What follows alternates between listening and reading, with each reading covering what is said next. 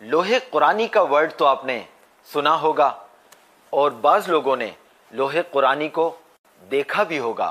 اصل میں آج اپنے شیخ سے ہم جاننا چاہتے ہیں کہ یہ لوح قرآنی جو ہے اس ورڈ کا آخر مطلب کیا ہے، اور اس میں جو الگ الگ الفاظ دیے ہوئے ہیں ان تمام الفاظ کا آخر مطلب کیا ہے، اور کیا لوح قرآنی کو دیکھنا فائدہ مند ہے، اور کیا ان الفاظ کو پڑھنا فائدہ دیتا ہے، اور ان الفاظ کو کیسے پڑھا جائے۔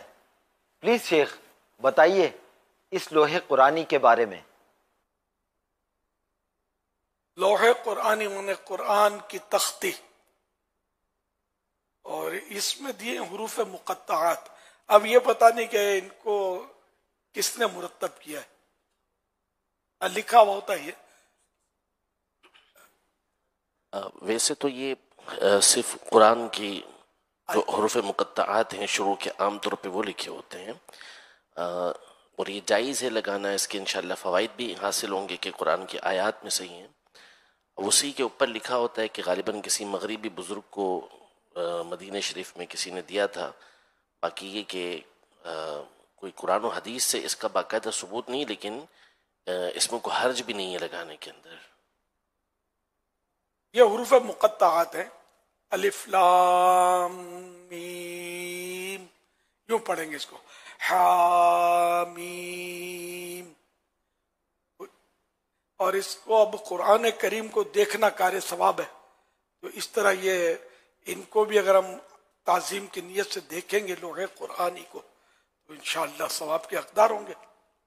اور ان کو اگر کوئی رکھتا ہے تعظیم کے ساتھ، اب ظاہر ہے کہ اس کو ٹچ کرنا بے وضو یہ تو جائز نہیں رہے گا، نہیں، آیت قرآنی، یہ قرآن کی آیتیں ہیں، یہ قرآن کریم کے حصے ہیں یہ، اس لیے ان کو بے وضو ٹچ نہ کیا جائے، با وضو اس کو ٹچ کریں، چھوئیں، تو یہ رکھنا اور کار ثواب ہے، اس کو دیکھنا، چومنا جبکہ وضو ہو، تعظیم کی نیت سے چومیں گے تب بھی ثواب ملے گا۔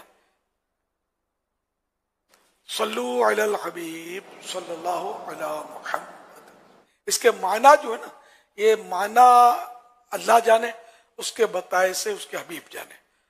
حروف مقطعات کے معنی یہ ہر ایک کو پتہ نہیں ہوتے۔ اس میں جیسے کہ یاسین، یہ بھی حروف مقطعات میں سے، طٰہٰ، تو یہ بھی حروف مقطعات میں سے۔ تو ہمارے یہاں نام رکھتے ہیں لوگ یاسین، طٰہٰ، تو اعلیٰ حضرت رحمۃ اللہ علیہ نے فرمایا کہ جیسے یاسین، اب یاسین یہ سرکار صلی اللہ علیہ وسلم کو خطاب کیا گیا، اس سے پکارا اللہ پاک نے یاسین۔ اب اس کے معنی تو پتہ نہیں کہ ہیں کیا، تو عین ممکن ہے کہ اس کے معنی یاسین کے معنی یہ ہوں، سرکار کے لیے مخصوص ہو اور کسی کے لیے نہ ہو۔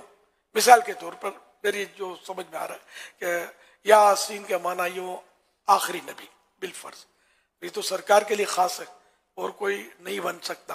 اچھا، یا اس کے معنی اور رسول، یاسین کے معنی، تب بھی دوسرے کے یہ معنی رسول نہیں بول سکتے دوسروں کو۔ رسول کی مثال تو اعلیٰ حضرت نے دی بھی ہے۔ پھر یہ بھی فرمایا کہ جیسے محمد یاسین کر دیا تو محمد رسول، یہ بھی دوسرے کے لیے، عوام کے لیے، یعنی کسی کے لیے بھی بول نہیں سکتے۔